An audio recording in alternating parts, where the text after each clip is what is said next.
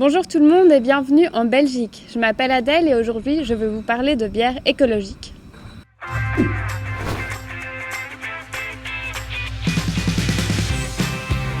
Alors quel rapport entre bière et écologie vous allez me dire? Eh bien, figurez-vous que j'en suis à ma 3e bière et il a fallu plus de 20 litres pour les faire. En plus de l'eau dépensée dans la brasserie, vous imaginez bien qu'il y a beaucoup de dépenses énergétiques et de déchets liés à la production de bière. En Belgique, depuis quelques années, la production écologique de bière intéresse de plus en plus. Aujourd'hui, nous, on va aller voir une brasserie qui s'est fixée comme défi de s'engager dans la production durable. L'histoire, c'est celle de Nicolas, ingénieur brassicole, et Tanguy, ingénieur agronome. Étudiants, ils étaient colocataires et créaient de la bière maison dans leur baignoire. Après quelques années, ils ont décidé de reprendre une vieille ferme familiale pour réaliser leur rêve, ouvrir une brasserie. Donc c'était l'occasion rêvée, on avait un super terrain pour commencer. On a vraiment décidé de partir dans une brasserie orientée durable. Mais qu'est-ce qu'il y a de si écologique à leur bière ? D'acheter dans la mesure du possible les matières premières au niveau local, régional, voire ultra local. Par exemple, le froment vient de mon exploitation agricole. L'orge maltais vient de 2 malteries belges.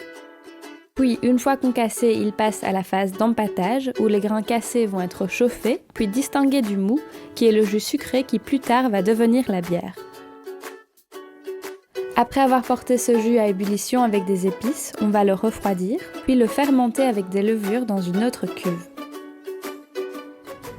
Alors la logique de la brasserie était assez simple, on a voulu prendre tous les avantages des grosses unités de production, avec les avantages de la flexibilité d'une microbrasserie, c'est-à-dire que nous, on récupère toute l'énergie et comme la chaudière est à côté des installations, on a beaucoup moins de pertes calorifiques dans toutes les tuyauteries. L'objectif ici de la brasserie, c'est vraiment de récupérer un maximum d'énergie par l'isolation évidemment du bâtiment, des tuyauteries et l'utilisation de la récupération des condensats qu'on va utiliser, donc la vapeur qui se condense pour chauffer les cuves et la réutiliser alors dans la chaudière pour limiter au maximum la consommation d'eau et d'énergie. La bière est alors mise dans des bouteilles faites de verre recyclé et sans étiquette. À la place, la brasserie fait appel à une entreprise de sérigraphie. De la peinture à base d'encre végétale est imprimée sur les bouteilles grâce à un système de chaleur. Ne pas utiliser d'étiquette ni de colle permet de rejeter uniquement des déchets organiques et pas de séquestrants. L'eau est réutilisée jusqu'à 5 fois avant d'être jetée et d'ici fin 2016, une station d'épuration naturelle sera installée. Un lagunage permettra aux plantes de purifier les eaux usées. À part ça, toute l'énergie utilisée est verte, principalement éolienne, et les casiers de bière sont en bois belge. Il existe plusieurs brasseries écologiques en Belgique qui s'engagent à la production durable avec des approches un peu différentes.